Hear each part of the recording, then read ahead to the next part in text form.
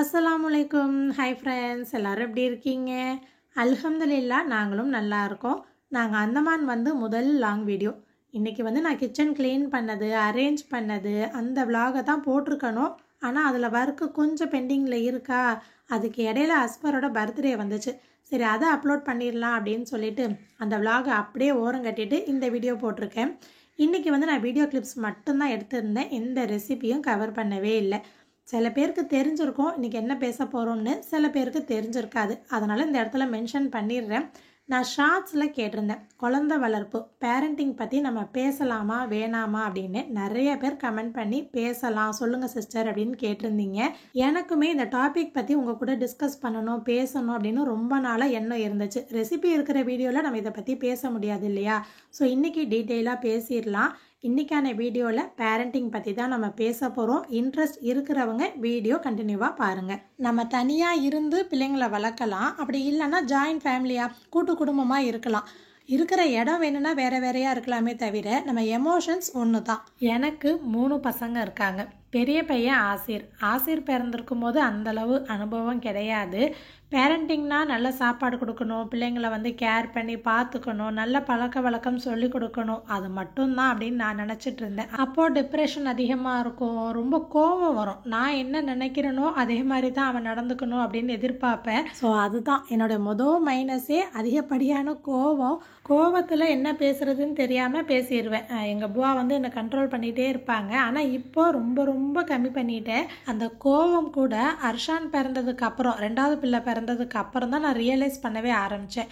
ஏன்னா நான் ஆசிருக்கு அம்மாங்கிற முறையில் ஒரு அதிகாரம் காட்டுறது, கோவப்படுறது செய்யும்போது அவன் என்ன புரிஞ்சுக்கிட்டான்னா, டாமினண்ட்டாக இருக்கிறவங்க அவங்களுக்கு கீழே இருக்கிறவங்க மேலே இப்படி தான் கோவப்படுவாங்க போல் அப்படின்னு அர்ஷான்ட்ட காட்ட ஆரம்பித்தான். அவன் தம்பிக்கிட்ட பேசின விதம், ஆட்டிடியூட் காட்ட ஆரம்பித்தது எல்லாமே பார்த்தா என்ன பார்க்குற மாதிரியே இருந்துச்சு. அப்போ தான் எனக்கு புரிஞ்சிச்சு, பிள்ளைங்க நல்ல பிள்ளையாக இருக்கிறாங்க, மரியாதை கொடுக்குறாங்க, நல்ல பழக்கம் இருக்குன்னா எப்படி நம்ம பெருமைப்பட்டுக்கிறோம், அதே மாதிரி தான் அவங்க பழக்கம் சரியில்லைன்னா அதுக்கான பொறுப்பும் நம்ம தான். அவங்க கண்ணாடி மாதிரி தான், நம்ம எப்படி நடந்துக்கிறோம், என்ன வார்த்தை பேசுகிறோங்கிறத நம்மக்கிட்டேருந்து பார்த்து அதை அப்படியே பிரதிபலிக்கிறாங்க. ஸோ இதெல்லாம் நான் அனுபவத்தில் பார்த்தது. நம்ம முதல்ல என்ன செய்யணும், அவங்கக்கிட்ட நம்ம எந்த முறையில் நல்ல முறையில் அணுகிறோமா, அதுதான் கேள்வி. ரொம்ப சிம்பிள். நம்ம எப்படி அவங்கக்கிட்ட நடந்துக்கிறோம், எந்த மாதிரி வார்த்தைகளை அவங்கக்கிட்ட யூஸ் பண்ணுறோம், அதுதான் ரொம்ப கவனமாக இருக்கணும். அவங்க வளர அவங்கள்ட்டேருந்து நிறைய சேஞ்சஸ் நமக்கு தெரியும். அதில் ஒன்று தான் பிடிவாதம். ஏதாச்சும் ஒரு பொருள் வேணும் அப்படின்னா அழுக ஆரம்பிப்பாங்க. நம்ம என்ன செய்வோம், நம்ம பிள்ளைங்க அழுகக்கூடாது, செல்லம் ரொம்ப காட்டி வளர்க்குறேன் அப்படின்னு சொல்லிட்டு அவங்க கேட்குற பொருளை உடனே எடுத்து கொடுக்கறது, வாங்கி கொடுக்கறது, இந்த மாதிரி செய்வோம். அப்போது அவங்க மைண்டில் என்ன ஃபிக்ஸ் பண்ணுவாங்க, நம்ம அழுது கேட்டால் வாங்கி கொடுத்துருவாங்க, அழுதா நம்ம நினச்சது நடக்கும் அப்படின்னு நினைக்க ஆரம்பிச்சிருவாங்க. அது மட்டுமா, அவங்க இந்த மாதிரி கேட்குறாங்க, அவங்கக்கிட்ட இருக்கிற குறை எல்லாத்தையுமே மற்றவங்கக்கிட்ட அவங்க முன்னாடியே நம்ம பேசக்கூடாது. அந்த மாதிரி பேசினா நம்ம இப்படி தாங்கிறத அவங்களே உறுதிப்படுத்திக்கிட்டுருவாங்க. நம்ம அளவுக்கு அதிகமான பிரியத்தை காமிச்சாலும் சின்னதாக ஒரு குறையை கண்டுபிடிச்சி சொல்லிட்டோன்னு வச்சுக்கோங்க, அதையே தான் யோசிப்பாங்க, அது மட்டும்தான் நினச்சிப்பாங்க.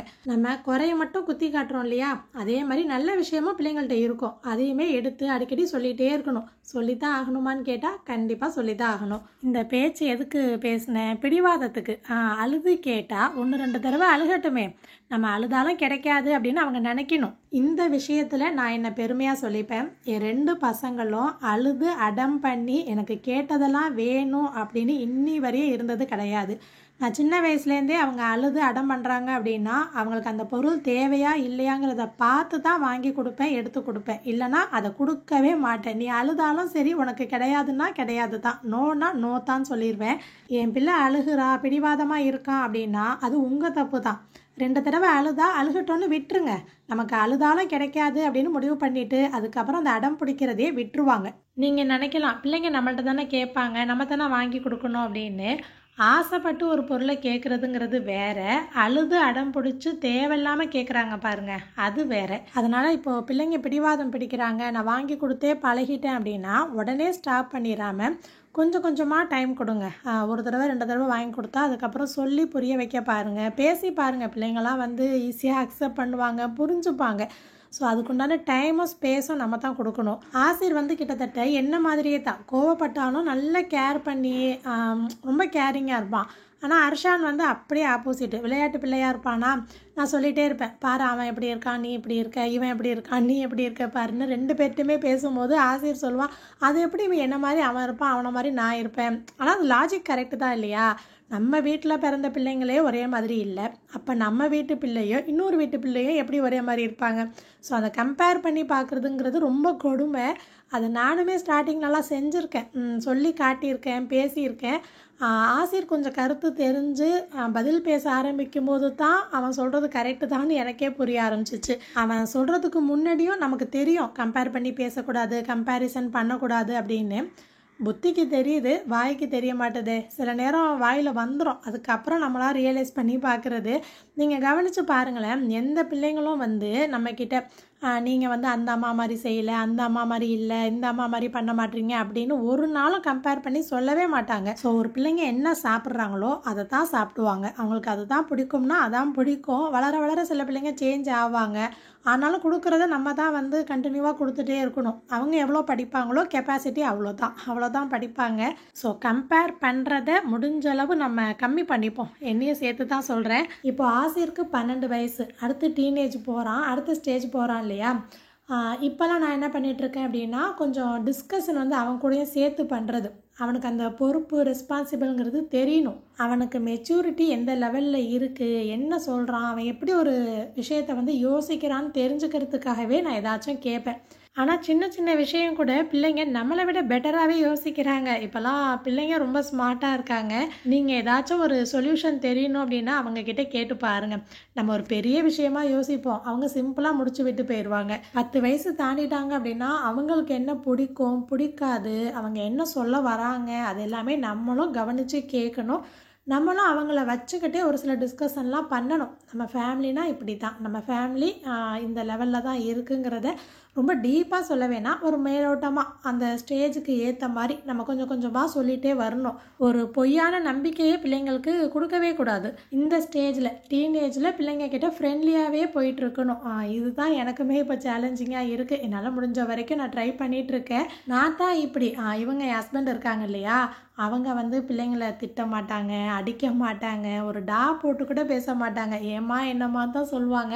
அவங்களுக்குமே நல்ல கோபம் வரும், ஆனால் பிள்ளைங்கள்ட்ட சுத்தமாக காட்டவே மாட்டாங்க. இன்னி வரைக்குமே அவங்க பிள்ளைங்க மேலே கை வச்சதே கிடையாது. பிள்ளைங்களுக்கு என்கிட்ட தான் லேசான பயம் இருக்கும். ஒருத்தவங்க அப்படி ஒருத்தவங்க இப்படி இருந்தால் தானே கரெக்டாக இருக்கும்.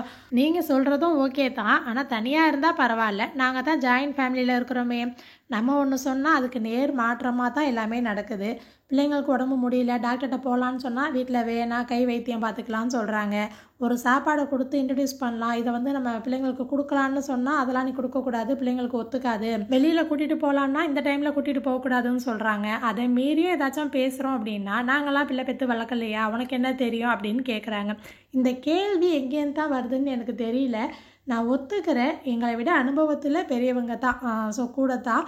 ஆனால் அவங்களுக்கும் பிள்ளை பிறக்கும்போது அவங்களும் புதுசு தான் இல்லையா, எல்லாமே அனுபவத்தில் தானே கற்றுக்கிட்டாங்க. அப்போது நம்மளும் பார்த்தா தானே கற்றுக்க முடியும். இந்த மாதிரியான பேச்சு நான் வந்து மாமியார் வீட்டில் ஃபேஸ் பண்ணது கிடையாது.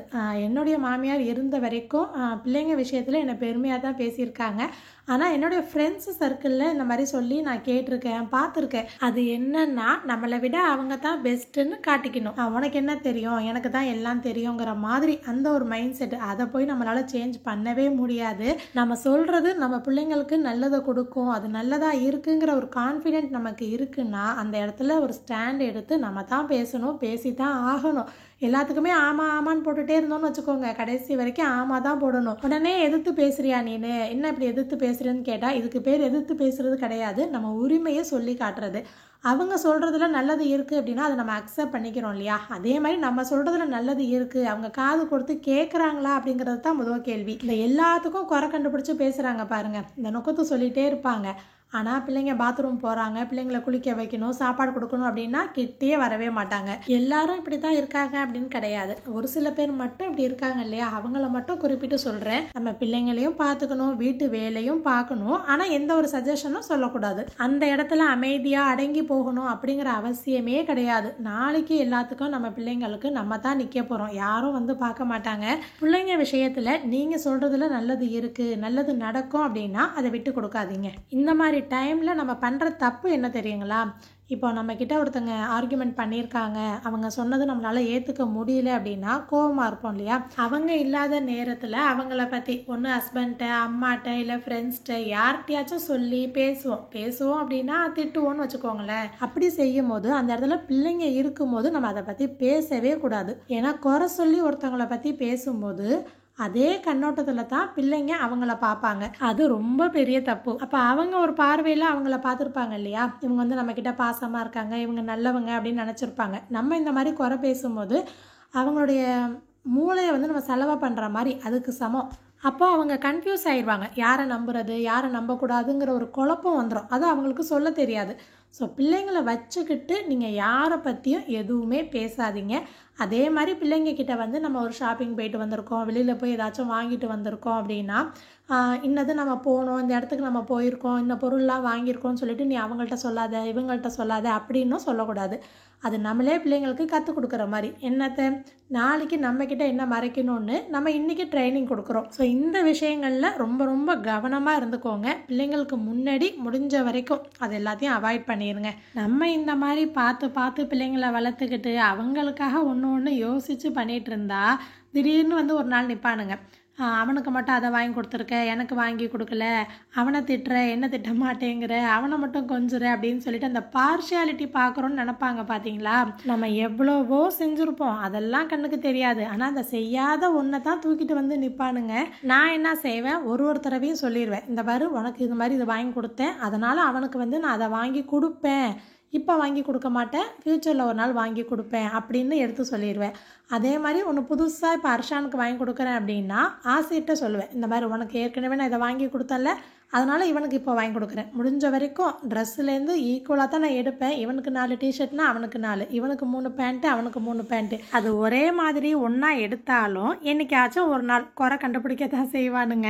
அப்படிலாம் கேட்டால் உடனே சொல்லிடுவேன், அன்னைக்கு ஒரே மாதிரி தானே எடுத்தேன், உனக்கு வாங்கினது இவனுக்கு வாங்கலை, அதனால் வாங்கியிருக்கேன் அப்படின்னு. அதே மாதிரி ஒருத்தனை திட்டிட்டு இன்னொருத்தனை திட்டாமல் விட்டுட்டோன்னு வச்சுக்கோங்க, அவனை திட்டினதை கூட பெருசாக தெரியாது, நம்ம தம்பியை திட்டலையே நம்ம அண்ணனை திட்டலையேன்னு சொல்லிட்டு அதுதான் பெருசாக தெரியும். அதனால் பேசும்போது எப்போதுமே ப்ளூரலில் தான் பேசுகிறது.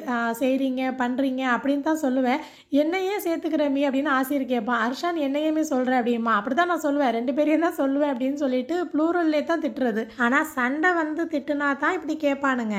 தனித்தனியாக தப்பு செஞ்சு திட்டுறோம் பார்த்தீங்களா, அப்போ ஒருத்தனுக்கு ஒருத்தர் சப்போர்ட்டுக்கு வருவானுங்க. அவங்க வளர்ந்துட்டா இந்த ஸ்டேஜை கண்டிப்பாக நம்ம மிஸ் பண்ணுவோம். பிள்ளைங்க கூட இருக்கிற இந்த டைமில் சின்ன சின்ன குறையோ இல்லை தப்போ இருந்தால் கூட அதெல்லாம் பெருசாக ரொம்ப யோசிக்காமல் ஓவர் திங்கிங் பண்ணாமல் அவங்க லெவலில் இறங்கி நம்ம யோசித்தோம் அப்படின்னாலே போதும், நல்ல ஒரு பாசிட்டிவான ஃபீல் கொடுக்க முடியும். ஸோ டென்ஷனை கம்மி பண்ணிவிட்டு இந்த ஸ்டேஜை நம்ம என்ஜாய் பண்ண பார்ப்போம். நானும் பெர்ஃபெக்டாக இருக்கேன் அப்படின்லாம் கிடையாது.